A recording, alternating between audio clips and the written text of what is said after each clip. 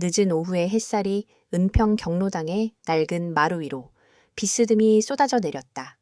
공기 중에는 오래된 나무 냄새와 희미한 한약재 냄새, 그리고 나른한 평화가 섞여 있었다. 한쪽에서는 어르신 서너 분이 장기판을 사이에 두고 훈수를 두며 조용히 웃음을 터뜨렸고, 다른 쪽에서는 텔레비전에서 흘러나오는 트로트 가락에 맞춰 고개를 까딱이는 할머니들의 모습이 보였다. 모든 것이 느리고 익숙하며, 그래서 더없이 소중한 풍경이었다. 강유진 중령은 그 풍경의 일부가 되기 위해 애쓰며 아버지의 장기판 옆에 조용히 앉아 있었다.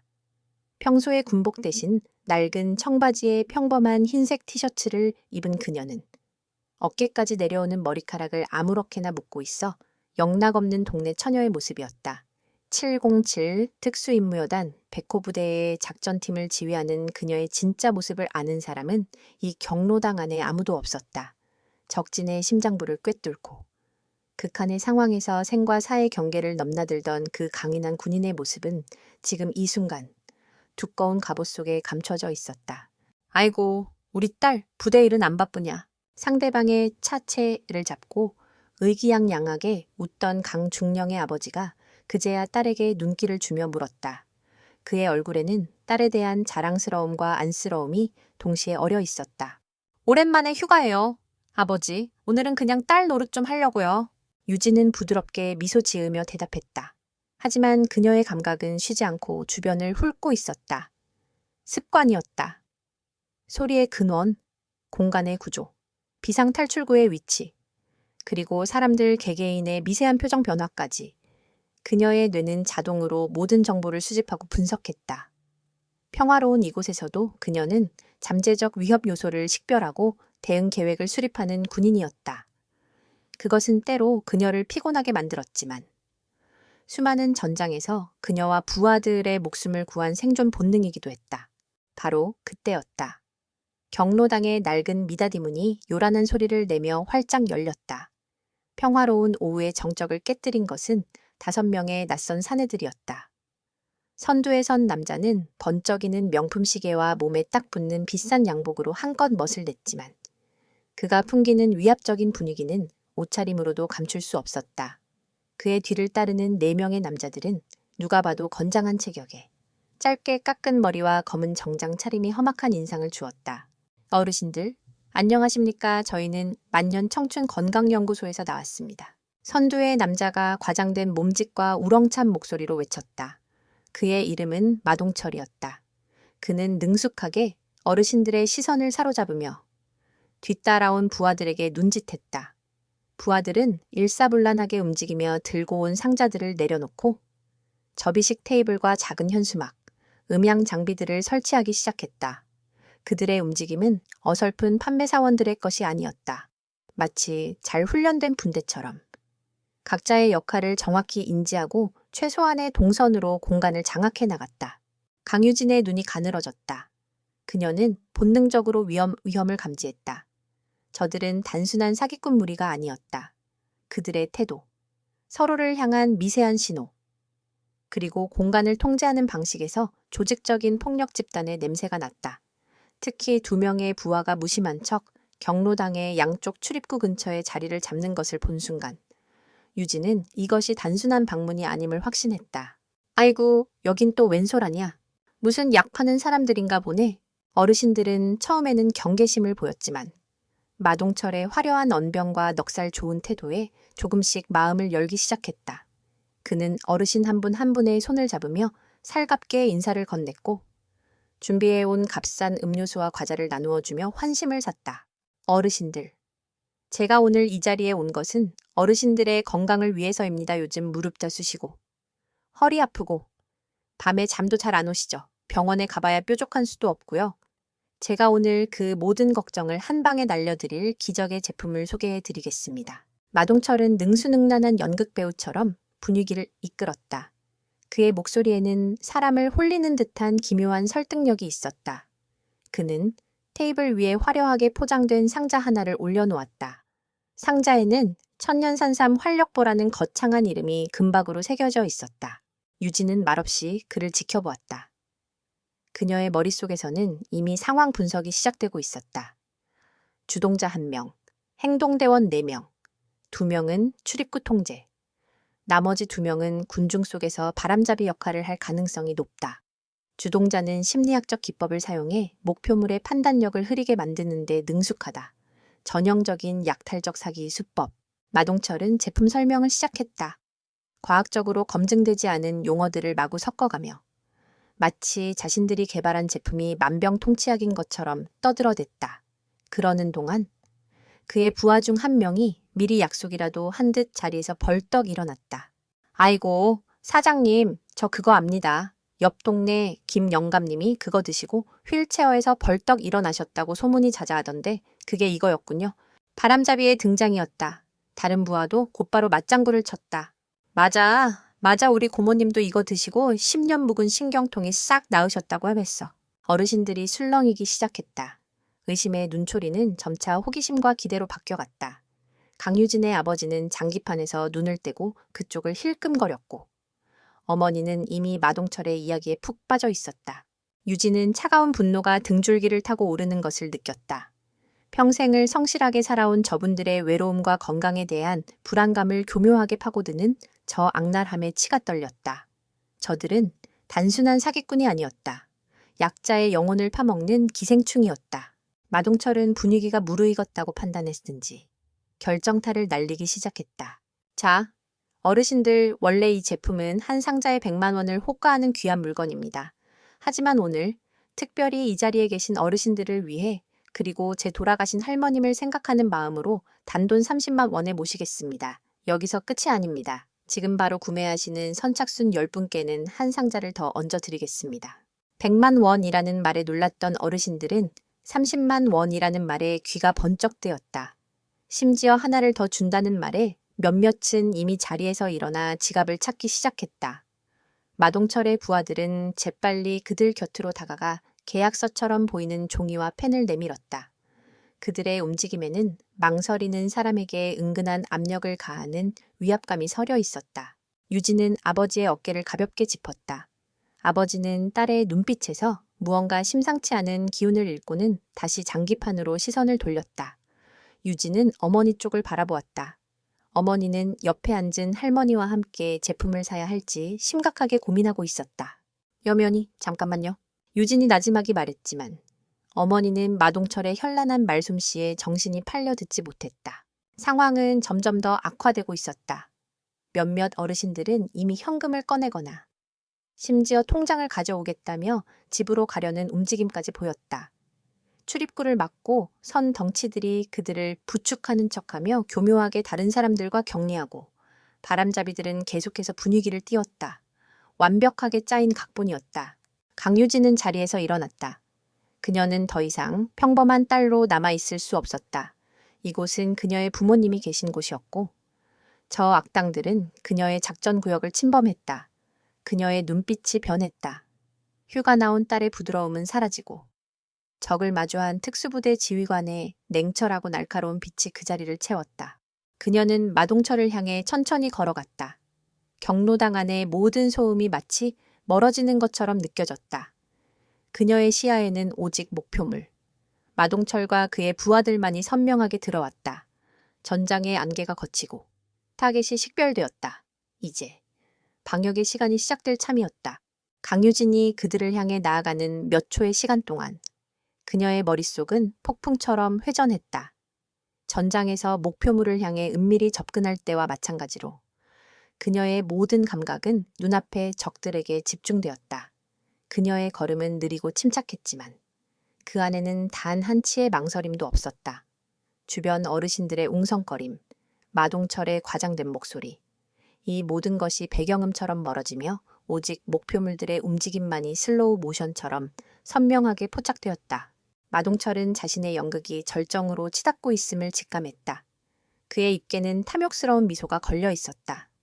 그는 수년간 이 바닥에서 잔뼈가 굵은 베테랑이었다. 노인들의 심리를 꿰뚫고 그들의 가장 약한 부분을 파고들어 지갑을 열게 만드는 데는 도같은 인물이었다. 그는 자신의 각본이 언제나처럼 완벽하게 흘러가고 있다고 확신했다. 자, 우리 어머님 결단력이 아주 좋으십니다. 이 천년산삼 활력보가 어머님의 청춘을 10년은 되돌려 드릴 겁니다. 마동철은 가장 먼저 지갑을 연 할머니의 손을 붙잡고 능글맞게 외쳤다. 그의 부하 하나가 재빨리 다가가 할머니의 돈을 받고 다른 하나는 제품 상자를 건네며 허리를 굽혀 인사했다. 모든 것이 물 흐르듯 자연스러운 연기였다. 그들은 피해자가 돈을 냈다는 사실을 즉각적으로 다른 사람들에게 인지시켜 나만 뒤처지면 안 된다는 조바심을 유발하는 기술을 쓰고 있었다. 유진은 그 모습을 놓치지 않았다. 심리적 쐐기 받기. 첫 번째 구매자를 영웅이나 현명한 사람처럼 포장하여 다른 이들의 구매 결정을 가속화시키는 기법. 그녀는 군사 심리전 교본의 한 페이지를 떠올렸다. 적 부대를 와해시킬 때 가장 먼저 투항하는 자에게는 관용을 베푸는 것처럼 보여 다른 이들의 투항을 유도하는 방식과 근본적으로 다르지 않았다. 저도 하나 주시오. 나도 사겠네.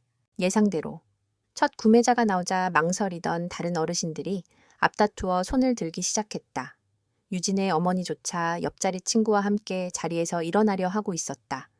출입구를 막고 있던 덩치들은 어느새 군중 속으로 파고들어 돈을 걷고 계약서에 서명을 받기 시작했다. 그들의 얼굴에는 더 이상 가식적인 미소가 없었다. 대신 목표물을 포획한 사냥꾼의 차가운 눈빛만이 번뜩였다. 유진은 마동철의 바로 앞, 어르신들과 그 사이를 가로막듯 섰다. 하지만 그녀는 아직 입을 열지 않았다. 지금 끼어드는 것은 최선이 아니었다. 섣부른 개입은 저들의 경계심만 높이고 어르신들을 위험에 빠뜨릴 수 있었다. 그녀는 적의 모든 화력과 전술을 완벽하게 파악해야 했다. 마동철은 자신의 앞을 막아선 젊은 여자를 그제야 제대로 인지했다. 그는 짜증 섞인 눈으로 유진을 위아래로 훑었다. 낡은 티셔츠에 청바지, 평범하다 못해 초라해 보이는 행색이었다. 아마도 여기 계신 누군가의 딸이거나 손녀겠지. 그는 대수롭지 않게 여기며 말했다. 아가씨, 좋은 구경하는데 앞에서 가리면 쓰나 비켜서서 구경하든지. 그의 말투에는 은근한 경멸이 담겨 있었다. 하지만 유진은 미동도 하지 않았다.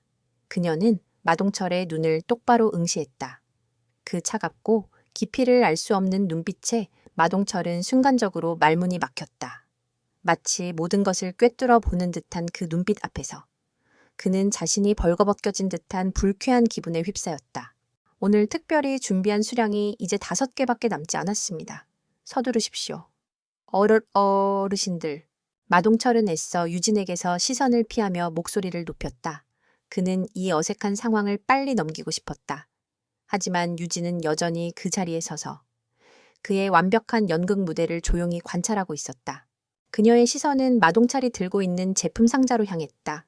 조잡한 포장, 과장된 문구, 특허 출원이라는 글씨 옆에는 등록 번호조차 없었다. 식품의약품안전처 인증. 마크는 교묘하게 실제와 다른 모양으로 인쇄되어 있었다. 일반인들은 쉽게 속아 넘어갈 수 있는 저급한 속임수였다. 다음으로 그녀는 바람잡이 역할을 하던 2명의 남자를 훑었다. 그들은 어르신들 사이에 섞여 연신 제품의 효능을 떠벌리고 있었지만 그들의 눈은 계속해서 마동철과 문 쪽의 동료들을 향해 있었다. 신호를 주고받으며 다음 행동을 조율하고 있는 것이다. 저들은 저마다 정해진 역할에 따라 움직이는 하나의 유기적인 팀이었다. 유진은 이 모든 정보를 종합하며 머릿속으로 작전 계획을 수정하고 또 수정했다. 분석 완료, 적 조직 구성 리더 1명 마동철, 출입 통제 및 위협 담당 2명, 여론 조작 및 바람잡이 2명, 전술 패턴 심리적 고립 및 압박, 허위 정보를 통한 가치 왜곡, 군중 심리 조장, 약점 그들의 사기 행각 자체가 증거. 그러나 법적 증거 확보를 위해서는 현장에서의 실물 증거와 증언이 필수적. 또한 그들은 폭력 사용을 주저하지 않을 가능성이 높다. 따라서 어르신들의 안전 확보가 최우선 과제. 그녀는 결론을 내렸다. 이들을 제압하는 것은 어렵지 않았다. 단 5분. 아니 3분이면 저 5명을 모두 무력화시킬 수 있었다. 하지만 그것은 최악의 시나리오였다. 경로당은 순식간에 아수라장이 될 것이고 그 과정에서 누군가 다칠 수도 있었다. 특수부대원의 방식은 조용하고 정확하며 최소한의 피해로 임무를 완수하는 것이다. 그녀는 마동철의 연극이 스스로 무너지도록 만들어야 했다. 그의 완벽한 각본에 예기치 않은 변수를 던져 그들 스스로 균열을 일으키게 해야 했다. 그리고 그 변수는 바로 그녀, 강유진 자신이었다. 우리 아버님, 허리가 안 좋으시다고요? 걱정 마십시오. 이거 딱 한 달만 드시면 벌떡 일어나서 등산도 가실 수 있습니다. 마동철의 부하 중 하나가 유진의 아버지에게 다가가 억지로 제품을 떠안기려 했다. 유진의 아버지는 난처한 표정으로 딸의 눈치를 살폈다. 바로 그 순간이었다. 유진은 더 이상 기다릴 필요가 없다고 판단했다. 관찰의 단계는 끝났다. 이제는 행동의 단계였다. 유진은 마동철을 지나쳐 자신의 아버지에게 다가가는 부하의 앞을 막아섰다. 그리고는 그의 손에 들린 제품 상자를 조용히 내려다보았다. 그녀의 움직임은 너무나 자연스러워서 남자는 순간적으로 그녀가 무엇을 하려는지조차 깨닫지 못했다. 그 상자, 잠시 봐도 될까요? 유진의 목소리는 낮고 차분했지만 그 안에는 거스를 수 없는 힘이 담겨 있었다. 남자는 자신도 모르게 움찔하며 상자를 고쳐 잡았다. 뭐야, 당신 뭔데 남의 영업을 방해해. 마동 도에이치 출이 날카롭게 소리치며 다가왔다. 그의 완벽한 무대에 불청객이 난입한 것에 대한 불쾌감이 역력했다. 유진은 마동철에게 시선을 돌리지 않았다. 그녀의 눈은 오직 제품 상자에 고정되어 있었다. 그녀는 마치 독사가 먹잇감을 노리듯 조용히 이빨을 드러낼 준비를 하고 있었다. 이 작은 경로당에서 눈에 보이지 않는 전쟁의 서막이 오르고 있었다. 마동철과 그의 조직은 아직 깨닫지 못했다. 그들이 지금 건드리고 있는 상대가 평범한 여자가 아니라 대한민국 최정예 특수부대의 현역 중령이라는 사실을, 그리고 그들의 완벽했던 연극은 이제 곧 처참한 비극으로 막을 내리게 될 것이라는 것을. 마동철의 부하가 들고 있던 상자를 향해 뻗은 강유진의 손은 단호했다. 그 움직임에는 어떠한 적이도 위협도 없었지만 남자는 마치 보이지 않는 힘에 밀려나듯 저도 모르게 상자를 내어주고 말았다. 유진은 상자를 받아들고 그 표면을 천천히 그리고 꼼꼼히 살폈다. 그녀의 침묵은 그 어떤 고함보다도 더 무겁게 경로당의 공기를 짓눌렀다. 소란스럽던 공간에 어색한 정적이 흘렀다. 어르신들은 무슨 일이 벌어지고 있는지 어리둥절한 표정으로 지켜보았고 돈을 걷던 마동철의 부하들도 하던 동작을 멈추고 자신들의 리더와 정체불명의 여자 사이에 팽팽한 대치 상황을 주시했다. 여기 천년산삼 활력보라고 적혀 있네요. 유진이 마침내 입을 열었다. 그녀의 목소리는 크지 않았지만 이상하리만치 경로당 구석구석까지 명확하게 울려 퍼졌다. 그녀는 상자를 들어 올려 어르신들에게 보여주며 말을 이었다. 그런데 식품의약품안전처의 건강기능식품 인증마크가 보이지 않습니다. 이것은 정식으로 허가받은 건강기능식품이 아니라 그냥 일반 식품이라는 뜻입니다. 쉽게 말해 하에 여러분이 시장에서 사드시는 엿이나 사탕과 법적으로는 똑같은 등급의 물건이라는 겁니다. 그녀의 말에 어르신들 사이에서 다시 한번 술렁임이 일었다. 건강기능식품이 아니라고 몇몇은 믿을 수 없다는 표정으로 마동철을 쳐다보았다. 마동철의 얼굴이 순간적으로 굳었다. 그는 재빨리 표정을 관리하며 앞으로 나섰다. 아가씨, 뭘 잘 모르시는 모양인데 이건 저희 연구소의 특별한 기술로 만들어서 굳이 그런 인증을 받을 필요가 없는 겁니다. 효과가 워낙 뛰어나서 기존의 법으로는 분류할 수가 없는 신물질이라고요? 그는 그럴듯한 말로 위기를 넘기려 했지만 유진은 그의 말을 가볍게 무시하고 상자 뒷면의 성분표를 가리켰다. 성분표를 보겠습니다. 정제수, 액상과당, 인삼농축액 0.01%, 합성 착향료. 어르신들, 이건 그냥 설탕물에 인삼향을 아주 조금 넣은 음료수입니다. 여기에 적힌 특수나노 공법이나 황실비법 추출물 같은 말들은 법적으로 아무런 효력이 없는 광고 문구일 뿐입니다. 유진의 설명은 군더더기 없이 간결하고 정확했다. 어려운 전문 용어 하나 없이 누구나 이해할 수 있는 쉬운 말로 사기의 핵심을 꿰뚫었다. 그녀는 특수부대에서 작전 브리핑을 하듯 복잡한 상황의 본질을 정확히 요약하여 전달하는 데 익숙했다. 상황이 불리하게 돌아가자 바람잡이 역할을 하던 남자가 다급하게 끼어들었다. 아니, 무슨 소리요? 내가 아는 분은 이거 먹고 지팡이 던져버렸다니까. 맞아요, 효과는 먹어본 사람이 아는 거지. 성분표가 뭐가 중요해. 하지만 한번 퍼지기 시작한 의심의 불씨는 쉽게 꺼지지 않았다. 어르신들은 더 이상 그들의 말을 맹신하지 않았다. 오히려 혹시 사기당하는 건가 하는 불안감이 눈빛에 서리기 시작했다. 마동철은 이제 이 여자를 이대로 두어서는 안 되겠다고 판단했다. 그는 유진의 바로 앞까지 다가와 다른 사람들은 듣지 못하도록 목소리를 낮춰 위협적으로 속삭였다. 아가씨, 지금 뭐 하는 짓이야? 의사야, 약사야, 전문가도 아니면서 어디서 아는 척이야? 전문가가 아니어도 사기와 진실 정도는 구분할 수 있습니다. 유진은 흔들림 없는 눈빛으로 그를 마주보며 대답했다. 그녀의 평온한 태도는 마동철의 분노에 더욱 불을 지폈다. 당신 때문에 지금 우리 회사 이미지가 얼마나 손상되는지 알아? 영업방해로 고소하기 전에 당장 그 입 다물어. 고소하십시오. 경찰서에 가서 이 천년산삼 활력보의 성분 분석도 같이 의뢰하면 되겠군요. 아마 결과가 아주 재미있을 겁니다. 유진의 말에 마동철은 할 말을 잃었다. 그는 분노로 얼굴이 벌개졌지만 법적으로 자신들이 불리하다는 사실을 누구보다 잘 알고 있었다. 그는 최후의 수단을 쓰기로 했다. 바로 노골적인 협박이었다. 그는 한 걸음 더 다가서며 유진의 어깨를 손가락으로 툭툭 쳤다. 명백한 위협의 신호였다. 아가씨, 세상 무서운 줄 모르네. 젊은 여자가 너무 나서는 거 아니야. 그러다 밤길에 큰일 나는 수가 있어. 좋게 말할 때. 어른들 일에 끼어들지 말고 저리 비켜. 그 순간 강유진의 눈빛이 얼음장처럼 차가워졌다. 그녀는 마동철의 손가락이 자신의 어깨에 닿는 것을 허락하지 않았다. 그녀는 번개처럼 그의 손목을 잡아챘다. 엄청난 악력이었다.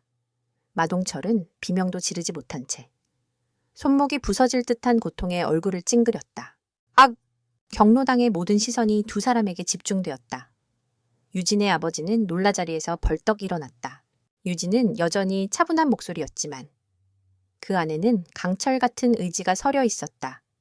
그녀는 고통스러워하는 마동철의 귓가에 조용히 하지만 뼈에 사무치도록 선명하게 속삭였다. 채였지. 다시는 당신의 더러운 손을 내 몸에 대지 마라. 그녀는 그의 손목을 잡은 손에 힘을 더 주었다. 마동철의 얼굴이 고통으로 하얗게 질렸다. 둘째, 이분들은 당신 같은 하찮은 사기꾼들이 함부로 어른들 일 운운하며 기만해도 되는 분들이 아니다. 평생을 이 나라를 위해 헌신하고 당신 같은 버러지들을 먹여 살려온 분들이란 말이다. 마지막으로 그녀는 그의 눈을 똑바로 들여다보며 최후의 경고를 날렸다. 그녀의 목소리는 이제 속삭임이 아니라 전장에서 내리는 지휘관의 명령처럼 단호했다. 셋째, 지금 당장 여기서 사기친 돈 전부 돌려주고 그 쓰레기 같은 물건들 챙겨서 꺼져라. 1분 주겠다. 만약 1분 뒤에도 너희 중 한 명이라도 내 눈에 보인다면 그때는 너희 모두가 두 발로 이 문을 걸어 나가지 못하게 될 거다. 그녀의 말에는 단 한 톨의 거짓이나 허세도 섞여 있지 않았다. 그것은 단순한 협박이 아니었다. 명백한 사실의 통보였다. 강유진은 마동철의 손목을 놓아주었다. 그는 고통스러운 신음을 흘리며 자신의 손목을 감싸쥐고 뒷걸음질 쳤다. 그는 공포와 분노가 뒤섞인 눈으로 유진을 노려보았다. 평생을 뒷골목에서 폭력과 협박으로 살아온 그였지만 지금 눈앞의 여자에게서 느껴지는 살기는 그가 겪어본 것과는 차원이 달랐다. 그것은 진짜 죽음을 겪어본 자만이 가질 수 있는 서늘하고 순도 높은 기운이었다. 하지만 수많은 사람들 앞에서 당한 굴욕감과 눈앞의 돈에 대한 탐욕이 그의 이성을 마비시켰다. 그는 이대로 물러설 수 없었다.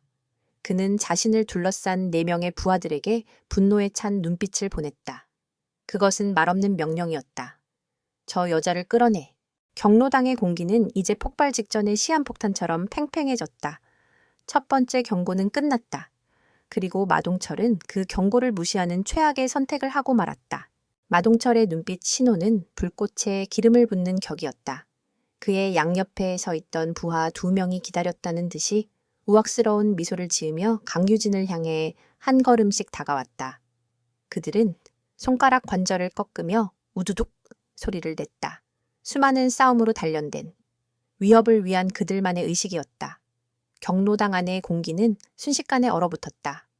몇몇 할머니들은 겁에 질려 비명을 삼켰고 유진의 아버지는 유진아라고 외치며 딸의 앞을 막아서려 했다. 아버지, 가만히 계세요. 괜찮아요. 유진은 아버지를 향해 돌아보지 않고 나지막이 말했다. 그녀의 목소리는 놀라울 정도로 평온했다. 그녀는 오히려 한 걸음 뒤로 물러서며 아버지와 다른 어르신들을 자신의 등 뒤에 두었다. 자연스럽게 방어 대형을 구축한 것이다.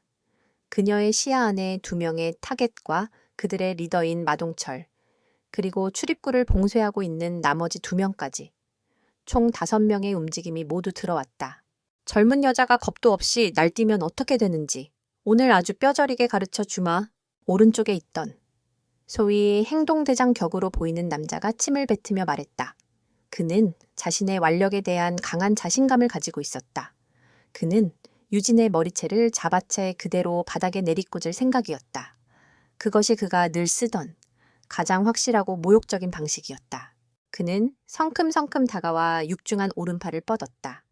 그의 손이 유진의 머리카락에 닿기 직전 시간은 마치 찰나의 순간 동안 정지하는 듯했다. 다음 순간 경로당 안의 모든 사람들이 목격한 것은 믿을 수 없는 광경이었다. 유진은 남자의 팔이 뻗어나오는 궤적과 속도를 이미 완벽하게 계산하고 있었다. 그녀는 상체를 살짝 숙이는 것만으로 그의 손을 피했다. 동시에 그녀의 왼손이 아래에서 위로 솟구치며 남자의 오른쪽 팔꿈치 관절 안쪽을 정확하게 가격했다. 크라브 마가, K랍 마가에서 가장 기본적이면서도 치명적인 기술 중 하나인 관절 파괴 기법이었다. 끄악! 남자의 입에서 처절한 비명이 터져 나왔다.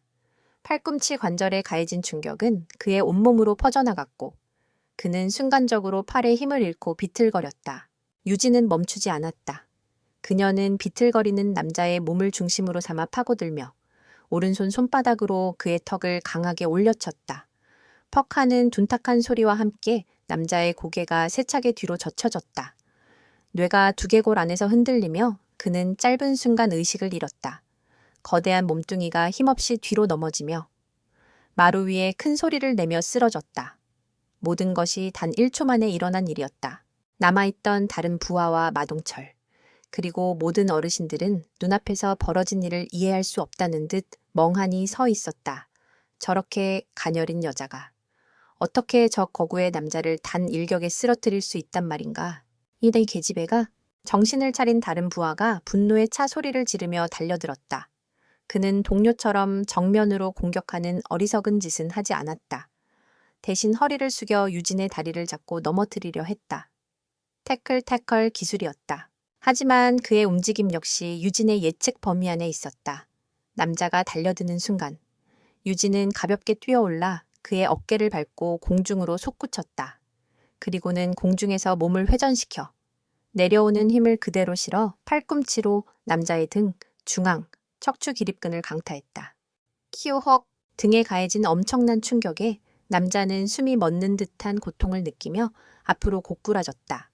그는 바닥에 쓰러져 개구리처럼 사지를 버둥거렸지만 척추에 전달된 충격으로 인해 잠시 동안 몸을 제대로 가눌 수 없었다. 이제 경로당 안에는 완벽한 침묵만이 흘렀다. 우두둑거리던 관절 소리도 위협적인 고함도 모두 사라졌다. 대신 2명의 남자가 바닥에 쓰러져 고통스럽게 신음하는 소리만이 정적을 채웠다. 출입구를 막고 서 있던 나머지 2명의 부하는 얼굴이 새하얗게 질린 채 겁에 질려 뒷걸음질 치기 시작했다. 그들의 눈에는 더 이상 유진이 젊은 여자로 보이지 않았다. 그들의 눈에 비친 것은 인간의 형상을 한 정체불명의 무기였다. 유진은 쓰러진 2 남자를 한번 흘끗 내려다본 뒤 천천히 고개를 들어 마동철을 바라보았다. 그녀의 옷은 조금도 흐트러지지 않았고 호흡조차 거칠어지지 않았다. 마치 방금 전 가벼운 체조라도 한 사람처럼 평온했다. 내가 마지막으로 경고했지? 그녀의 목소리가 얼음처럼 차갑게 경로당에 울렸다. 마동철은 자신도 모르게 마른 침을 삼켰다. 그의 등에서는 식은땀이 폭포수처럼 흘러내렸다. 눈앞의 현실이 도저히 믿기지 않았다. 저 여자는 대체 누구란 말인가? 형사 국가정보원 요원 아니? 그가 지금껏 상대해 본 그 어떤 공권력의 인물과도 달랐다. 그녀에게서는 오직 죽여야 할 적만을 상대해 온 사람에게서만 느낄 수 있는 순수한 폭력의 정수가 느껴졌다. 이제 선택지는 2개다. 유진은 마동철을 향해 천천히 걸어갔다. 그녀의 발걸음 소리가 마치 사형 집행인의 발소리처럼 마동철의 심장을 옥죄었다. 여기서 내 부하들처럼 맞아서 구급차에 실려 나가거나 그녀는 마동철의 바로 앞에 멈춰섰다. 아니면 당장 어르신들께 사기친 돈 전부 돌려드리고 내 두 발로 걸어서 이 문을 나가거나 결정해라. 마동철은 유진의 눈을 보았다. 그 눈 안에는 분노도, 증오도 없었다. 오직 차가운 경멸과 무관심만이 가득했다. 마치 벌레를 내려다보는 듯한 그 눈빛 앞에서 마동철의 마지막 자존심마저 산산조각 났다. 그는 깨달았다.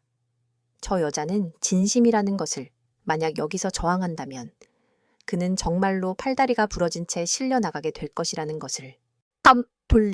돌려드려?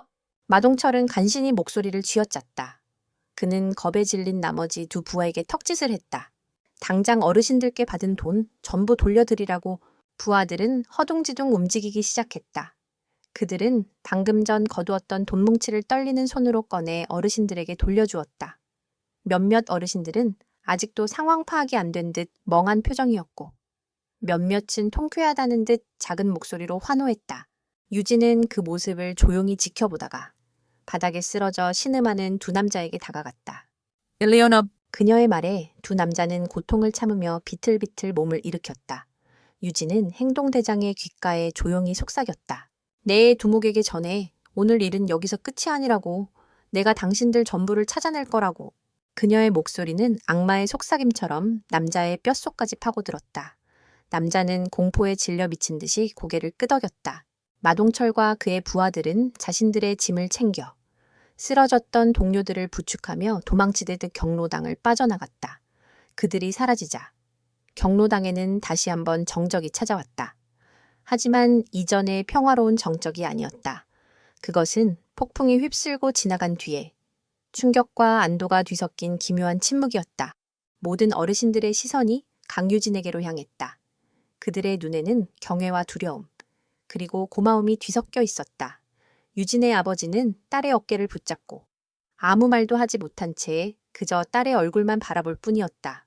강유진은 그제야 길고 깊은 한숨을 내쉬었다. 그녀는 다시 평범한 딸의 얼굴로 돌아와 아버지를 보며 희미하게 미소 지었다. 하지만 그녀는 알고 있었다. 이것은 결코 끝이 아니라는 것을. 오늘 그녀는 뱀의 꼬리를 밟았을 뿐이다.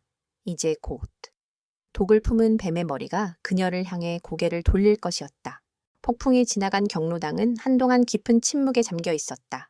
어르신들은 약속이라도 한 듯 모두 강유진과 그녀의 부모님 주위로 모여들었지만 누구 하나 선뜻 입을 열지 못했다.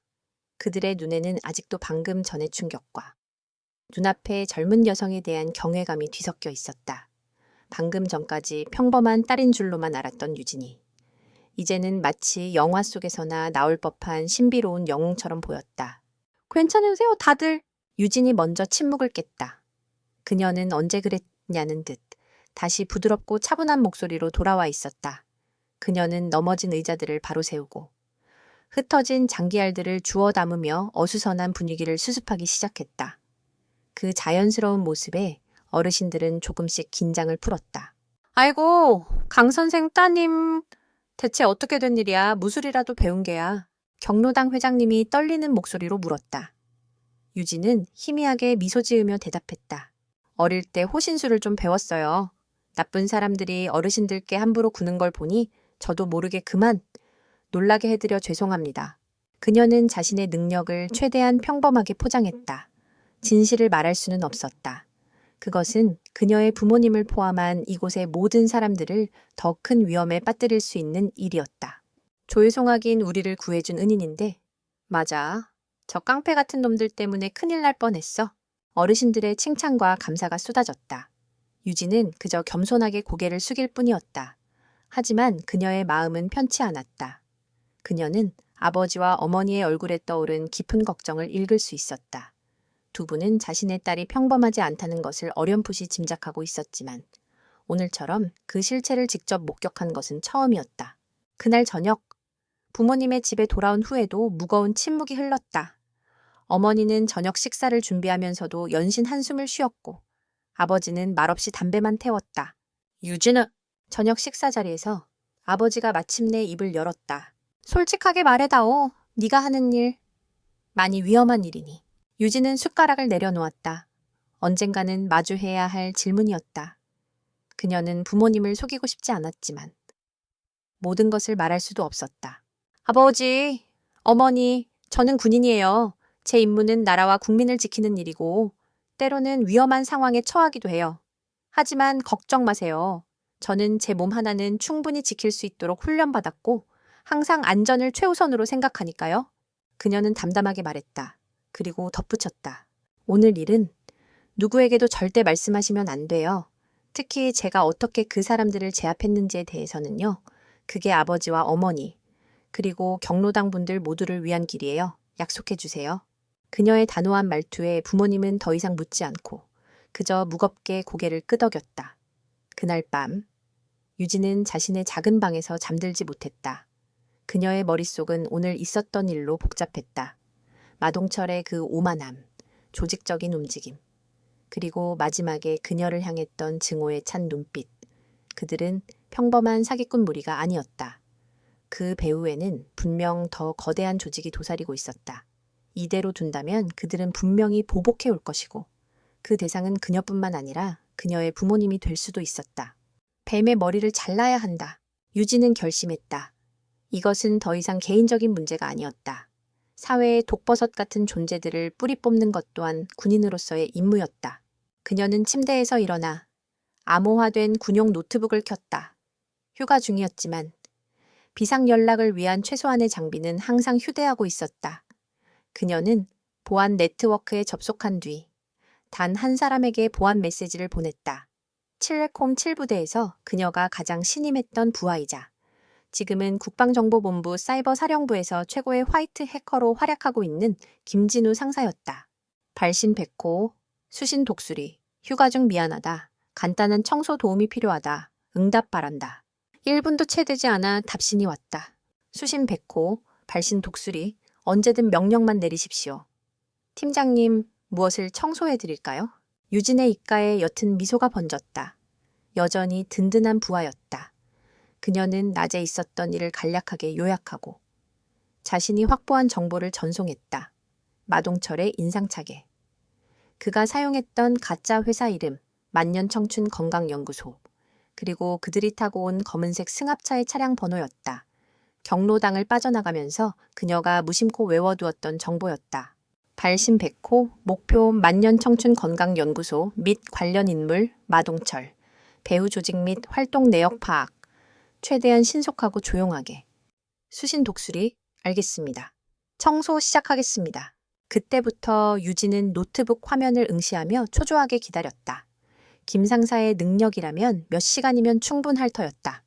그녀는 마치 적진에 침투하기 전 작전 계획을 검토하는 지휘관처럼 차갑고 냉철하게 사고를 가다듬었다. 3시간이 지났을까? 노트북 화면에 새로운 메시지 창이 깜박였다. 김 상사로부터 온 보고였다. 발 독수리 1차 청소 결과 보고. 1. 만년 청춘 건강연구소 유령으로 회사. 사업자 등록은 되어 있으나 주소지는 폐건물, 전형적인 페이퍼 컴퍼니. 차량 번호 조회 대포차. 원 소유주는 2년 전 사망. 현재 추적 불가.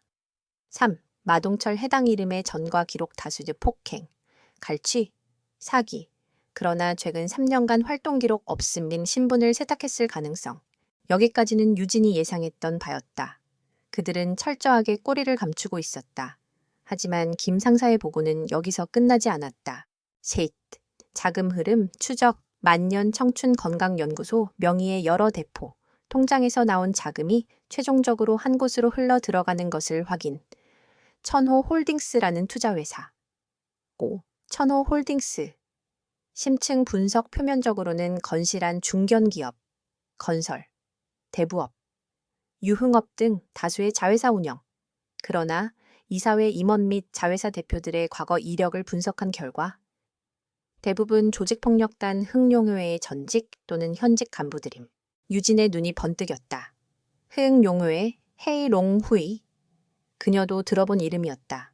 서울 강북 지역을 중심으로 활동하는 신흥 조직폭력단으로 최근 기업형으로 변모하며 세력을 급격히 확장하고 있는 위험한 집단이었다. 그들은 전통적인 폭력 조직의 방식을 넘어 합법을 가장한 사업체를 통해 각종 이권에 개입하고 돈 세탁을 일삼는 것으로 악명이 높았다. 김상사의 마지막 보고가 올라왔다. 결론 마동철의 사기단은 흥룡회의 하부 조직으로 추정, 노인들을 상대로 한 사기 행각은 조직의 현금 수입원 중 하나일 뿐. 배후에는 거대한 범죄 네트워크가 존재함. 첨부 파일, 흥룡회의 조직도 및 주요 인물 프로필. 유진은 첨부 파일을 열었다. 화면에는 수십 개의 이름과 얼굴 사진이 거미줄처럼 얽혀 있었다. 그리고 그 거미줄의 상층부. 마동철의 바로 위라인으로 보이는 인물의 프로필에서 그녀의 시선이 멈췄다. 이름 박상진, 직책 천호 홀딩스 기획조정실장. 흥룡회 내 서열 3위, 별명 독사. 사진 속 박상진은 값비싼 양복을 입고 온화한 미소를 짓고 있었지만 그 눈빛은 차가운 뱀에 그것을 닮아 있었다. 유진은 노트북을 덮었다. 이제 모든 것이 명확해졌다. 그녀가 건드린 것은 단순한 사기꾼 무리가 아니었다. 도시의 심장부에 뿌리내린 거대한 암적인 존재. 흥룡회였다. 일은 그녀가 생각했던 것보다 훨씬 더 크고 훨씬 더 위험해졌다. 하지만 그녀의 눈에는 두려움 대신 차가운 결의가 불타올랐다. 그녀는 도망치거나 숨는 것을 배운 적이 없었다. 적이 확인되면 분석하고 계획을 세워 섬멸한다. 그것이 그녀가 7봉 7부대에서 배운 유일한 생존 방식이었다. 그녀의 휴가는 이제 끝났다. 지금 이 순간부터. 그녀는 대한민국 육군 특수전사령부 중령 강유진으로서 보이지 않는 전쟁을 시작하기로 결심했다. 서울 강남의 스카이라인이 한눈에 내려다 보이는 천호 홀딩스. 40층 펜트하우스 오피스. 웬만한 아파트 거실보다 넓은 사무실은 최고급 흑단 목재와 이탈리아산 대리석으로 마감되어 있었다. 한쪽 벽면은 전체가 통유리로 되어 있어 서울의 심장부를 발 아래 둔 듯한 착각을 불러일으켰고 다른 쪽 벽에는 작자 미상의 추상화가 고고하게 걸려 있었다. 이곳은 바로 흥룡회의 실질적인 2인자, 박상진 실장의 공간이었다.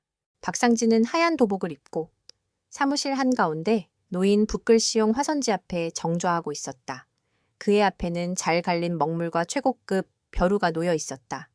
그는 숨을 고르며 거대한 붓을 들어 먹물을 흠뻑 적셨다. 그의 움직임은 마치 돌을 닦는 수행자처럼 고요하고 절제되어 있었다.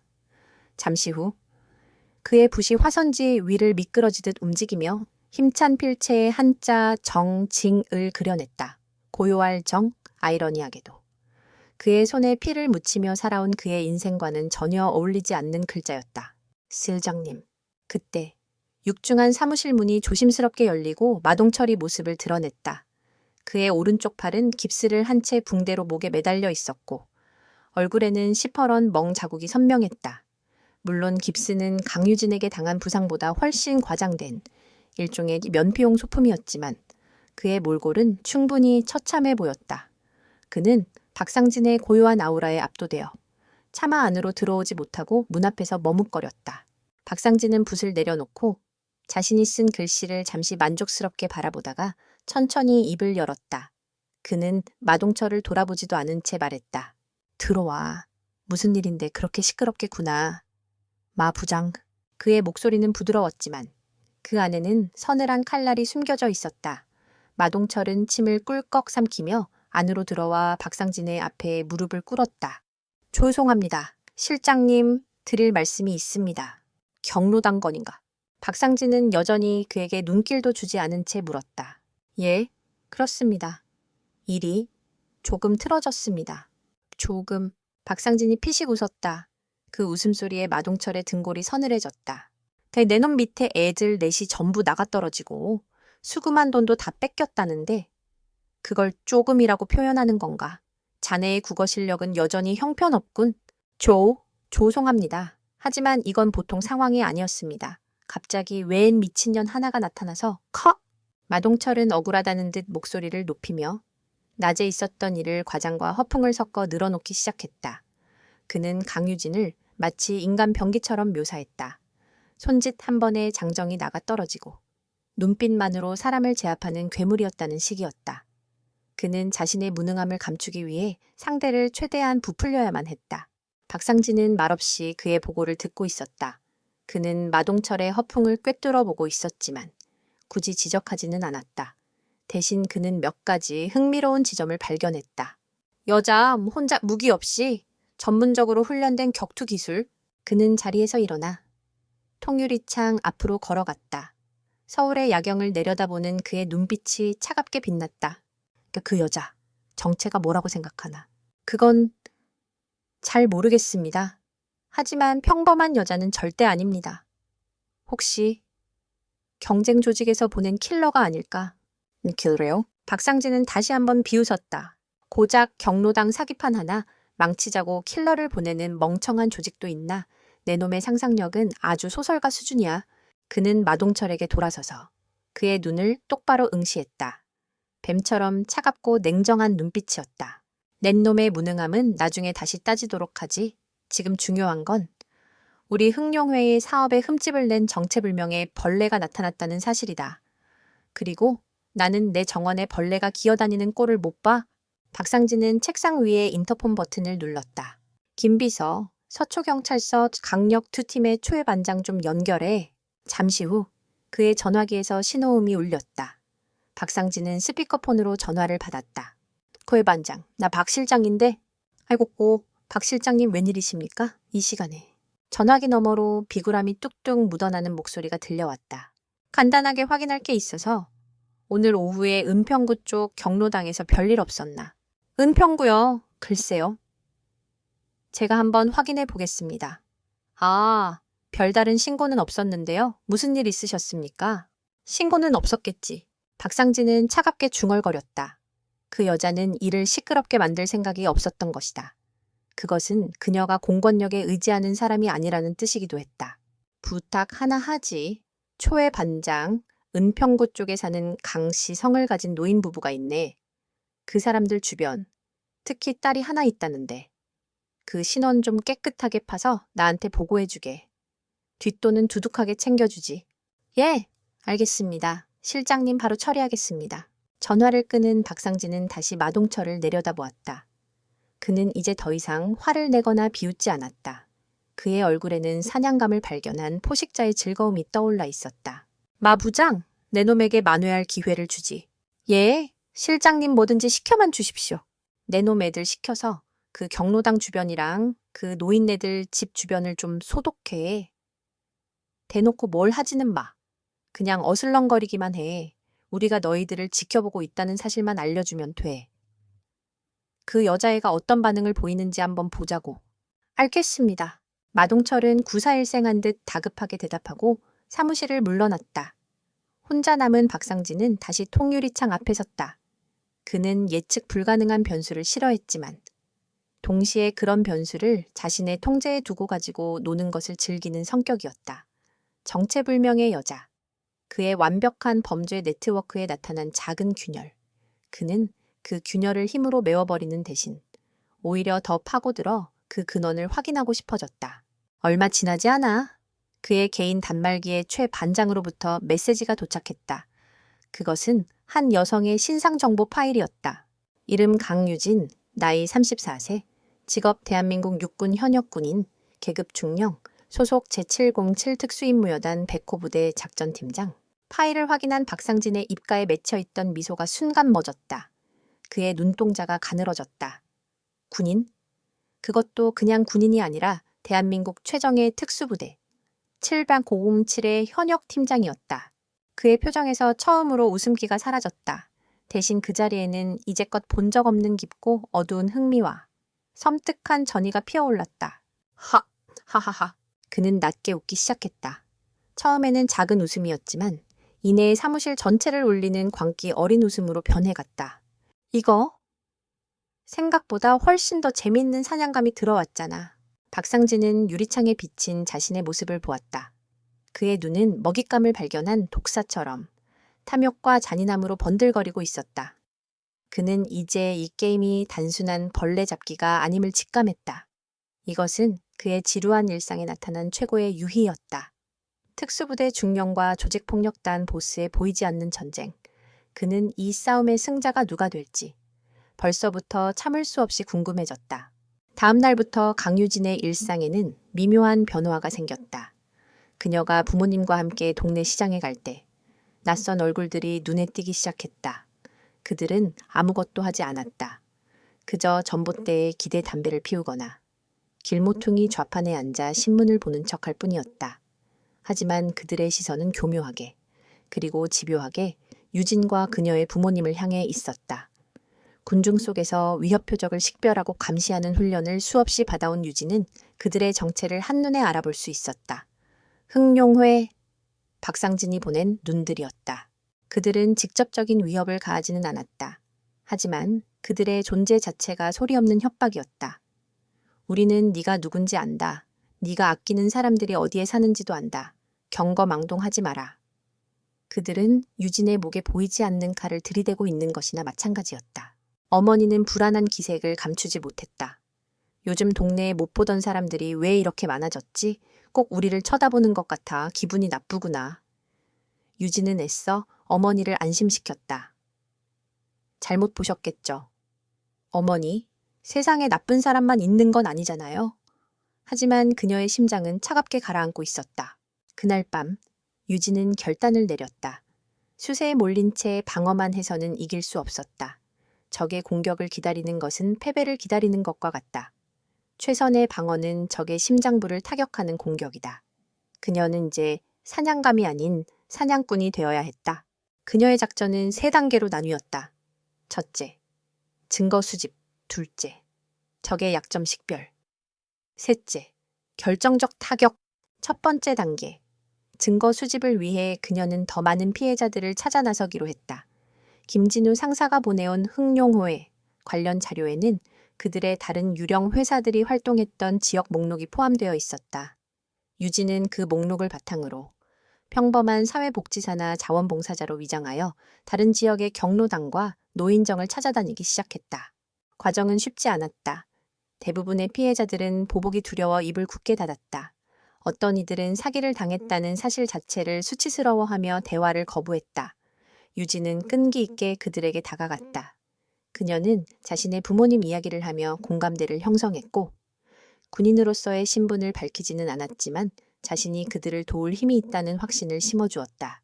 며칠간의 노력 끝에 그녀는 용기를 내어 증언해 주기로 약속한 3명의 피해자를 확보할 수 있었다. 남편의 병원비를 마지막 희망으로 걸었다가 날린 할머니, 자식들에게 짐이 되기 싫어 쌈짓돈을 투자했다가 잃은 할아버지, 그들의 떨리는 목소리로 녹음된 증언과 그들이 가지고 있던 가짜 계약서들은 흥룡회의 범죄를 입증할 귀중한 탄환이 되었다. 두 번째 단계, 적의 약점 식별. 유진은 흥룡회의 진짜 아킬레스건이 마동철 같은 길거리 깡패들이 아니라 그들을 움직이는 자금줄과 데이터라는 것을 알고 있었다. 합법을 가장한 기업형 조폭에게 가장 치명적인 것은 탈세, 불법 자금, 그리고 내부 거래 내역이 담긴 회계 장부였다. 박상진 같은 인물은 자신의 손에 피를 묻히는 대신 숫자로 사람을 죽이는 자였다. 그녀는 그들의 금고를 찾아야 했다. 당연히 천호 홀딩스 본사 빌딩에 그런 자료를 보관할 리 없었다. 분명 외부에 위장된 비밀 사무실이나 안전가옥이 있을 터였다. 목표는 마동철이었다. 그는 현장 책임자였기에 분명 그 비밀 장소와 연결되어 있을 가능성이 높았다. 유진은 며칠 동안 마동철의 뒤를 밟았다. 그녀는 특수부대에서 배운 모든 추적 및 은신 기술을 총동원했다. 복잡한 도심의 인파 속으로 연기처럼 사라졌다가 거울의 반사광이나 상점의 쇼윈도를 이용해 그의 동선을 파악했다. 그녀는 그에게 있어 완벽한 유령이었다. 며칠간의 끈질긴 추적 끝에 그녀는 마동철이 주기적으로 방문하는 한 장소를 찾아냈다. 그곳은 구로디지털 단지 외곽에 위치한 겉보기에는 평범한 5층짜리 상가 건물이었다. 1층에는 인쇄소, 2층에는 세무사 사무실 등이 입주해 있었지만 유독 4층 전체는 창문이 검은 시트지로 가려져 있고 별다른 간판도 없었다. 하지만 그곳을 드나드는 인물들은 하나같이 마동철과 비슷한 인상의 험악한 남자들이었다. 빙고! 적의 소굴을 찾아낸 것이다. 이제 마지막 3번째 단계. 결정적 타격만이 남았다. 그녀는 경찰에 신고할 수 없었다. 박상진이 경찰 내부에 끈을 대고 있다는 사실을 이미 알고 있었다. 섣불리 움직였다가는 증거는 사라지고 그녀의 신원만 노출될 위험이 컸다. 그렇다고 혼자서 저곳에 침투하는 것은 무모한 짓이었다. 분명 내부에는 수많은 조직원과 철저한 보안 시스템이 있을 터였다. 그녀는 다시 독수리에게 연락했다. 백호, 여우 소굴을 찾았다. 좌표 전송. 내부 구조 및 보안 시스템 파악 가능 여부. 김진우 상사로부터의 답신은 거의 즉각적이었다. 독수리, 해당 건물, 공공 와이파이망 및 CCTV 회선 취약, 24시간 내로 내부 블루프린트 및 보안 시스템 구조 확보 가능, 하지만 물리적 접근 없이는 내부 서버망 침투는 불가능합니다. 팀장님, 유진이 예상했던 바였다. 그들 역시 외부 해킹에 대한 대비는 철저히 했을 것이다. 결국 누군가는 직접 들어가서 김 상사가 만든 해킹 툴이 담긴 소형 USB 장치를 그들의 내부 서버에 꽂아야만 했다. 그리고 그 임무를 수행할 수 있는 사람은 오직 그녀 자신뿐이었다. 그것은 위험한 수 누오초 히엠이었다. 실패는 곧 죽음을 의미할 수도 있었다. 하지만 성공한다면 흥룡회의 심장을 먹게 할 수 있었다. 그날 밤 유진은 작전을 준비했다. 그녀는 군용 장비 대신 어둠 속에 몸을 숨기기 좋은 검은색 트레이닝복과 등산화를 착용했다. 머리카락은 단정하게 묶어모자 안으로 감췄다. 그녀의 손에는 김 상사가 원격으로 보내준 설계도와 침투 계획, 그리고 작전의 성패를 가를 작은 USB 하나만이 들려 있었다. 그녀는 부모님이 잠든 것을 확인하고 창문을 통해 소리 없이 집을 빠져나왔다. 밤 공기가 차갑게 그녀의 뺨을 스쳤다. 그녀는 구로 디지털 단지로 향하는 심야 버스에 몸을 실었다. 창밖으로 스쳐 지나가는 도시의 불빛을 보며 그녀는 다시 한번 자신의 결의를 다졌다. 얼마 후 그녀는 목표 건물 맞은편의 어두운 골목에 서 있었다. 4층의 창문은 여전히 칠흑 같은 어둠에 잠겨 있었지만 그녀는 그 너머에서 꿈틀거리는 거대한 악의 기운을 느낄 수 있었다. 그녀는 허리춤에 숨겨둔 USB의 차가운 감촉을 확인했다. 심장이 조용하지만 강하게 뛰기 시작했다. 이것은 국가의 명령을 받은 공식적인 작전이 아니었다. 지원 병력도, 퇴로도 없었다. 오직 그녀 혼자만의 외로운 전쟁이었다. 유진은 깊게 숨을 들이마셨다. 그리고 어둠 속에서 한 걸음 앞으로 내디뎠다. 적진을 향한 위험하지만 단호한 발걸음이었다. 건물 뒤편의 어두운 골목은 쓰레기통에서 새어나오는 악취와 도시의 소음에서 격리된 적막함으로 가득 차 있었다. 강유진은 고양이처럼 소리 없는 걸음으로 건물 뒤편에 섰다. 그녀의 눈은 어둠에 익숙해진 지 오래였다. 그녀는 김진우 상사가 보내온 건물 설계도를 이미 머릿속에 완벽하게 각인한 상태였다. 정면과 후면에는 CCTV가 집중되어 있었고 1층의 모든 출입문은 셔터로 굳게 닫혀 있었다. 하지만 설계도는 나와 있지 않은 그녀만이 볼 수 있는 길이 있었다. 그녀의 시선은 2층 세무사 사무실의 창문으로 이어지는 낡은 가스 배관에 고정되었다. 부식되고 낡아 보였지만 그녀의 체중을 지탱하기에는 충분해 보였다. 그녀는 주변을 한 번 더 살핀 뒤 망설임 없이 배관을 붙잡고 벽을 타기 시작했다. 군화 대신 신은 등산화는 벽면의 작은 돌출부에도 완벽하게 밀착했다. 그녀의 움직임은 한 마리 흑표범처럼 유연하고 군더더기가 없었다. 수직암벽 등반 훈련에 비하면 이 정도의 건물 외벽은 평지와 다름없었다. 순식간에 2층 창문에 도달한 그녀는 허리춤에서 작고 얇은 금속 도구를 꺼냈다. 낡은 창문의 잠금 장치는 그녀의 숙련된 손놀림 앞에 속수무책이었다. 철컥하는 작은 소리와 함께 창문이 열렸다. 그녀는 틈새로 몸을 밀어 넣어 먼지 쌓인 세무사 사무실 안으로 소리 없이 착지했다. 사무실 내부는 서류와 낡은 직기들로 가득 차 있었다. 그녀는 한치의 망설임도 없이 비상계단으로 향하는 문으로 다가갔다.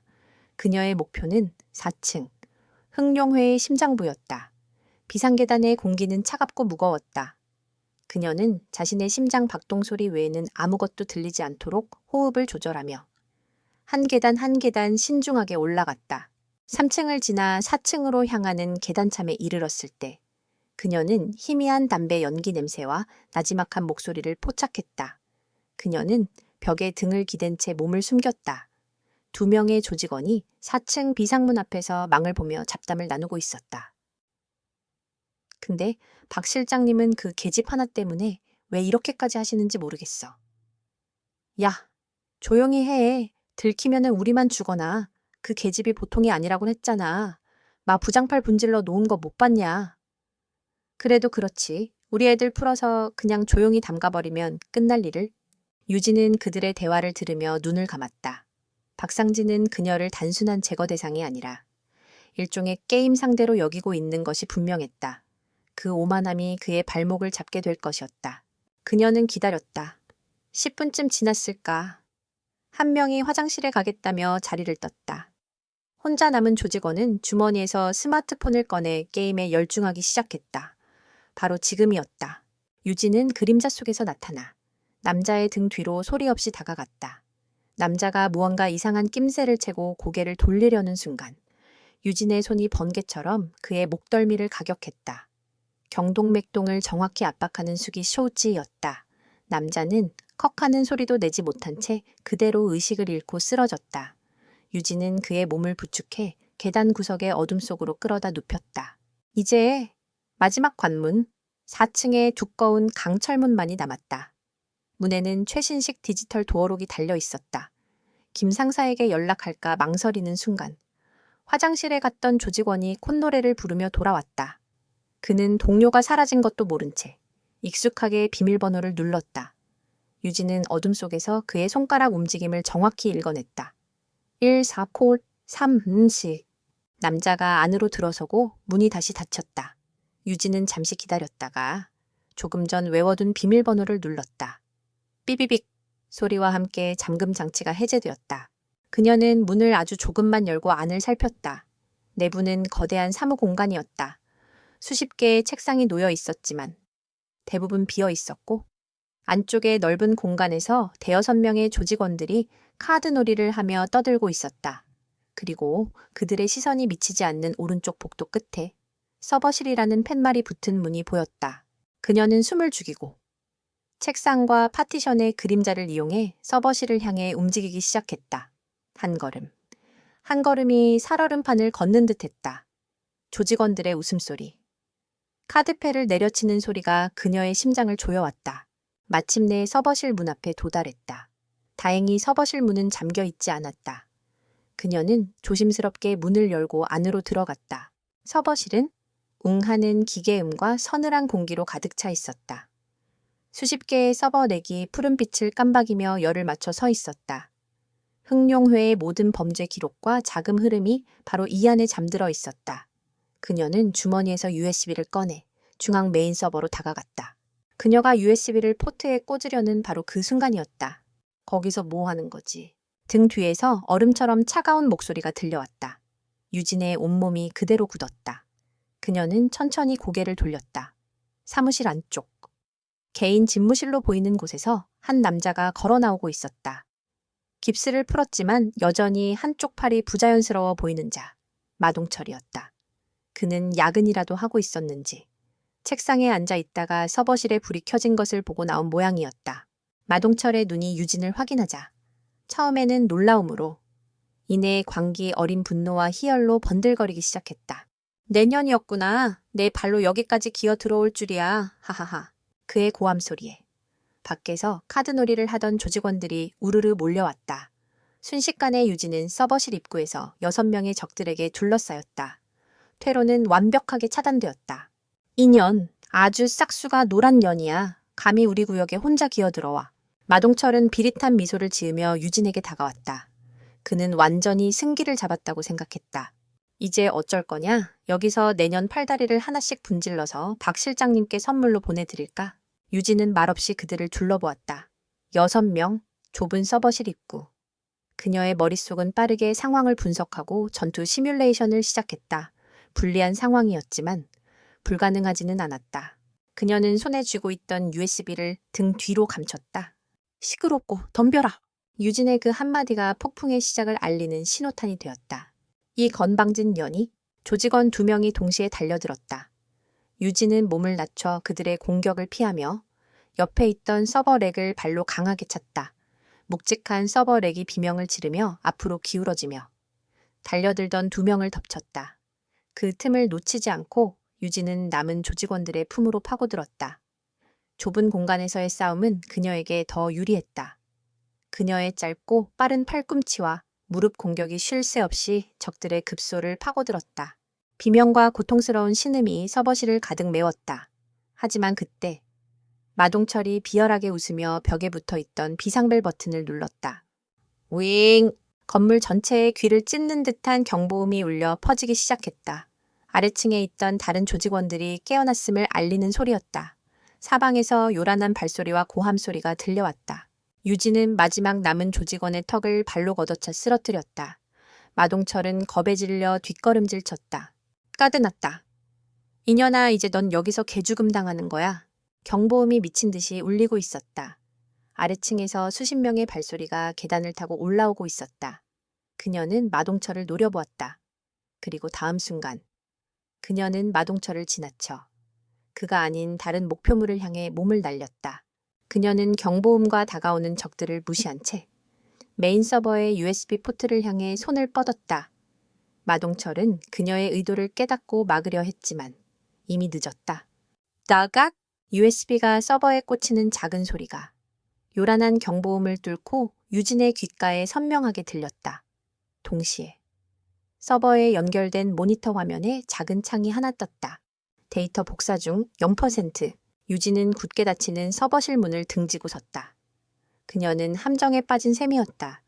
하지만 그녀의 얼굴에는 두려움 대신 차가운 미소가 걸려 있었다. 폭풍은 이제 시작이었다.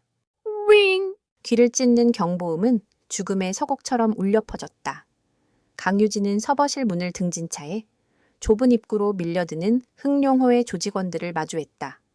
그녀의 등 뒤에서는 모니터의 파란 불빛이 깜박이며 데이터 복사 진행률을 알리고 있었다.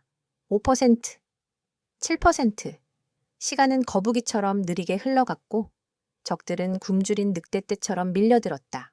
문 부수어 전연 당장 끌어내. 복도 끝에서 마동철의 악에 바친 고함이 울렸다.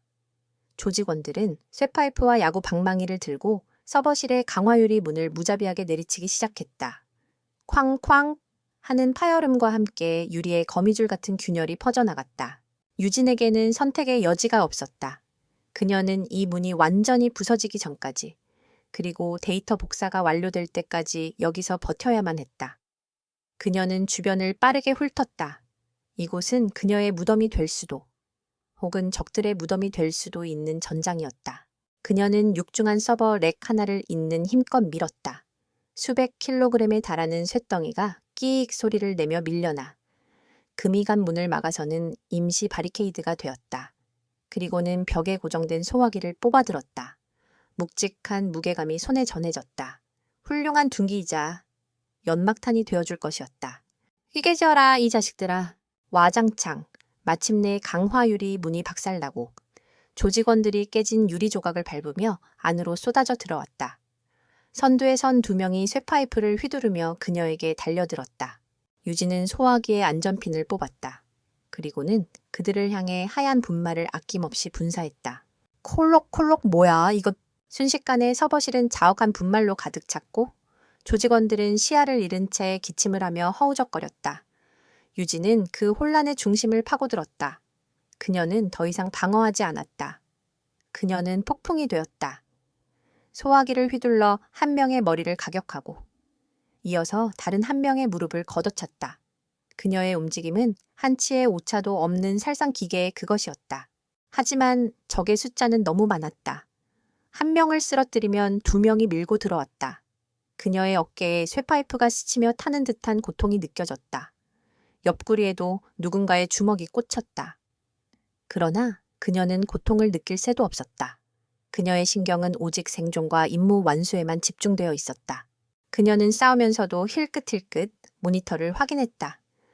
데이터 복사 중 48%, 53%, 절반이 겨우 넘었을 뿐이었다. 젠장, 전연을 잡아. 마동철은 직접 싸움에 끼어들지 않고 뒤에서 계속해서 부하들을 독려했다. 그는 유진이 지쳐가고 있음을 보고 있었다. 아무리 강한 인간이라도 무한한 체력을 가질 수는 없었다. 그는 유진이 무너지는 것은 시간 문제라고 확신했다. 유진은 거칠게 숨을 몰아쉬었다. 땀이 비 오듯 흘러내려 시야를 가렸다. 그녀는 바닥에 떨어진 랜선을 주워 채찍처럼 휘둘러 다가오는 적들을 견제하며 간신히 공간을 확보했다. 바로 그때 그녀의 귀 속에 숨겨둔 초소형 통신기에서 희미한 목소리가 들려왔다. 팀장님 들리십니까? 김진우 상사입니다. 넋소리. 상황. 보고하라. 유진은 이를 악물고 간신히 대답했다. 업로드 거의 다 됐습니다. 1분. 아니 30초만 더 버텨주십시오. 그리고 팀장님의 보험은 예정대로 작동할 겁니다. 보험? 그것은 유진이 작전 시작 전 만약의 사태를 대비해 김 상사에게 따로 부탁해둔 비상계획이었다. 그녀가 절대적으로 신뢰하는 단 한 사람에게 이 모든 증거를 전송하는 시스템. 김 상사의 목소리는 그녀에게 마지막 남은 힘을 쥐어짜게 만드는 기폭제가 되었다. 그녀는 포효하며 다시 한번 적들에게 달려들었다. 그녀의 움직임은 이전보다 더욱 격렬하고 더욱 필사적이었다. 데이터 복사 중 98%, 99%, 100%, 업로드 완료, 패키지 전송 시작. 모니터 화면에 뜬 녹색 메시지를 확인한 순간 유진은 자신을 덮쳐오는 마지막 조직원의 복부를 걷어차고 뒤로 물러났다. 바로 그 시각, 서울지방경찰청 관격수사대 사무실. 퇴근도 잊은 차에 서류 더미에 파묻혀 있던 최민준 반장의 컴퓨터에 긴급 표시와 함께 엄청난 양의 데이터 파일이 쏟아져 들어오기 시작했다. 발신인은 K. 몇 년 전 한미연합 대테러 훈련에서 함께하며 깊은 신뢰를 쌓았던 군 후배 강유진 중령이었다. 파일을 열어본 최 반장의 눈이 경악으로 커졌다. 흥룡회의 전체 조직도, 돈 세탁 내역이 담긴 비밀 장부, 불법 사업 거래 내역, 그리고 경찰 내부 협력자 명단까지. 이것은 단순한 증거 자료가 아니었다. 거대한 범죄 조직을 통째로 무너뜨릴 수 있는 핵폭탄이었다. 전원 비상 당장 출동 준비해. 최 반장의 고함 소리에 관격수사대 전체가 발칵 뒤집혔다. 같은 시각 천호 홀딩스 40층 펜트하우스. 박상진은 비밀 사무실에 경보가 울린 것에 대해 보고를 받으며 불쾌한 표정을 짓고 있었다. 그가 막 마동철에게 전화를 걸어 상황을 파악하려던 순간 그의 육중한 사무실 문이 쾅 하는 굉음과 함께 박살나며 안으로 최루탄이 날아들었다. 걔 콜록 뭐야? 박상진이 당황하여 소리치는 사이 검은색 특수기동대 복장을 한 대원들이 섬광탄을 터뜨리며 사무실 안으로 쏟아져 들어왔다. 모든 것은 순식간에 일어났다. 박상진은 저항 한번 해보지 못하고 바닥에 제압당했다. 박상진 불법 도박장 개설, 사기, 공갈, 탈세 혐의로 긴급 체포한다. 당신은 묵비권을 행사할 수 있고 최민준 반장이 직접 그의 얼굴에 차가운 수갑을 채우며 미란다 원칙을 고지했다. 박상진은 믿을 수 없다는 표정으로 자신의 완벽한 왕국이 무너지는 것을 멍하니 바라볼 뿐이었다. 다시 구로 디지털 단지의 비밀 사무실. 유진은 밀려드는 조직원들을 상대로 마지막 사투를 벌이고 있었다. 임무는 완수했지만 이제는 여기서 살아나가야 했다. 그때 건물 밖에서 수많은 경찰차의 사이렌 소리가 요란하게 울려 퍼지기 시작했다. 뭐야 경찰이다? 조직원들이 당황하기 시작했다. 그들의 기세가 한풀 꺾인 틈을 타 유진은 마지막 힘을 다해 창문으로 몸을 날렸다. 와장창 소리와 함께 유리창이 박살나고 그녀의 몸은 4층 허공으로 던져졌다. 그녀는 미리 봐두었던 아래층의 에어컨 실외기를 발로 밟고 벽을 타듯 충격을 흡수하며 지상으로 착지했다. 특수부대의 고공 강화 훈련으로 단련된 그녀의 몸은 그 정도의 충격은 충분히 견뎌낼 수 있었다.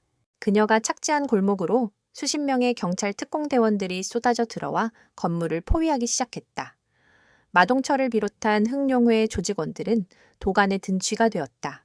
유진은 더 이상 뒤를 돌아보지 않았다. 그녀의 임무는 끝났다.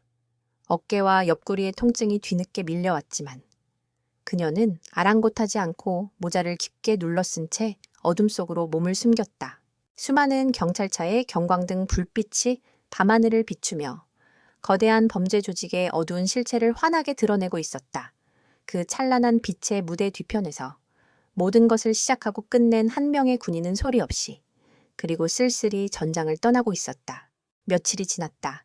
서울을 떠들썩하게 했던 흥룡호의 일망타진 사건은 새로운 뉴스들에 밀려 조금씩 사람들의 기억 속에서 잊혀갔다. TV에서는 조직의 총책 박상진을 포함한 핵심 간부들이 줄줄이 구속되는 장면이 연일 보도되었고 경찰은 결정적 제보를 한 용감한 시민에게 감사를 표했지만 그 시민의 정체는 끝까지 베일에 쌓여 있었다. 강유진의 휴가도 막바지에 이르고 있었다. 그녀의 어깨와 옆구리에 남았던 멍은 이제 희미한 흔적으로 변해 있었다. 그녀는 자신의 작은 방에서 마치 아무 일도 없었다는 듯이 조용히 부대로 복귀할 준비를 했다. 그녀가 벌인 보이지 않는 전쟁은 오직 그녀와 몇몇 사람들만의 비밀로 남았다. 김진우 상색에서는 임무 완료, 흔적 삭제 완료, 팀장님은 그저 휴가 중인 딸이셨을 뿐입니다. 라는 짧은 메시지가, 최민준 반장에게서는 덕분에 대한민국이 조금 더 깨끗해졌다. 고맙다. 후배님, 이 빚은 언젠가 갚짓라는 든든한 메시지가 도착했을 뿐이다. 그걸로 충분했다. 휴가 마지막 날. 유진은 다시 부모님과 함께 은평 경로당을 찾았다. 그곳의 풍경은 며칠 전과는 완전히 달라져 있었다. 공기를 짓누르던 불안과 공포는 사라지고 예전의 활기와 웃음이 가득했다. 어르신들은 장기를 두고 화투를 치며 TV에 나오는 흥룡회 검거 뉴스에 연신 통쾌하다는 듯 목소리를 높였다. 아이고, 저놈들 싹 다 잡혀가서 콩밥을 먹어야 돼. 그러게 말이야. 우리 같은 늙은이들 등쳐먹는 놈들은 천벌을 받을 거야. 나라에 아직 정의가 살아있어. 유진은 그 모습을 보며 조용히 미소 지었다. 아무도 그녀가 그 정의의 중심에 있었다는 사실을 알지 못했지만 그녀는 그것으로 만족했다. 진정한 평화는 영웅의 이름이 아니라 평범한 사람들의 웃음소리로 기억되는 것이었다. 유진아, 이리 와서 아버지랑 한 수 두자꾸나. 아버지가 그녀를 불렀다. 며칠 전 그 폭풍 같던 사건이 벌어졌던 바로 그 자리. 그 장기판이었다. 유진은 아버지의 맞은편에 조용히 앉았다. 아버지는 말없이 차 채를 옮기고 포 바울을 놓았다. 그의 얼굴에는 더 이상 걱정의 그늘이 없었다. 대신 딸을 향한 깊은 신뢰와 자랑스러움이 담겨 있었다. 한참 동안 말없이 장기판 위에서 수가 오갔다. 팽팽하던 기세가 유진 쪽으로 조금씩 기울기 시작할 무렵 아버지가 툭 하고 한마디 던졌다. 내가 둔 그 한 수 때문에 죽어가던 이 판 전체가 살아났다. 그것은 장기판 위의 말을 향한 이야기였지만 유진은 그 말의 진짜 의미를 알아들을 수 있었다. 그녀는 아무 말 없이 그저 아버지를 보며 희미하게 웃었다. 아버지 역시 더 이상 아무것도 묻지 않았다. 부녀 사이에는 말로 닿을 수 없는 깊은 이해와 유대가 흐르고 있었다. 그때 어머니가 따뜻한 유자차 2잔을 들고 다가왔다. 우리 딸, 이제 곧 들어가 봐야지. 고생 많았다. 어머니는 유진의 어깨를 부드럽게 감싸 안았다. 그 따뜻한 온기가 유진의 마음속에 남아있던 마지막 긴장감마저 녹여내렸다. 그녀는 이곳의 평화를 지키기 위해 싸웠고 마침내 그 평화를 되찾았다. 그것이 그녀가 받은 최고의 훈장이었다. 유진은 부모님과 마지막 인사를 나누고 경로당을 나섰다. 그녀는 이제 딸 강유진의 모습에서 다시 군인 강유진으로 돌아가야 했다. 그녀가 막 길모퉁이를 돌아서려 할 때였다. 학생! 누군가 그녀를 부르는 소리에 고개를 돌렸다. 며칠 전 마동철에게 가장 먼저 돈을 건네려다 유진 덕분에 위기를 모면했던 바로 그 할머니였다. 할머니는 유진의 앞까지 다가와 아무 말 없이 그녀의 손을 꼭 잡았다. 주름지고 거친 손이었지만 세상에서 가장 따뜻한 손이었다. 할머니는 유진의 눈을 가만히 들여다보았다. 그 눈빛 속에는 모든 것을 알고 있다는 듯한 깊은 지혜와 감사가 담겨 있었다. 고마워, 정말 고마워. 할머니는 그 말만 남기고 유진을 향해 깊이 허리를 숙여 인사했다. 유진은 잠시 할머니의 인사를 받으며 서 있다가 그녀를 부축해 일으켜 세우고는 가볍게 고개를 숙여 답례했다. 다시 길을 걷기 시작한 유진의 발걸음은 그 어느 때보다 가볍고 단단했다. 그녀는 자신이 왜 군인이 되었는지, 무엇을 위해 싸워야 하는지를 다시 한번 깨달았다. 거창한 이념이나 명예가 아니었다. 바로 저런 평범한 사람들의 일상과 그들의 소박한 평화를 지키기 위해서였다. 그녀는 곧 부대로 복귀하여 다시 조국의 가장 깊고 어두운 곳에서 보이지 않는 위협들과 싸워나갈 것이다. 아무도 그녀의 이름과 공을 기억하지 못할지도 모른다. 하지만 그녀는 괜찮았다. 오늘 그녀가 지켜낸 저 경로당의 따스한 햇살과 아버지의 장기판, 그리고 할머니의 따뜻한 손길이 그녀가 앞으로 나아갈 이유가 되어줄 테니까. 강유진 중령은 그렇게 다시 자신의 전장으로 조용히 돌아가고 있었다. 그림자 속으로 사라지는 그녀의 뒷모습은 이 도시의 이름 없는 수호신처럼 든든하고 믿음직스러웠다.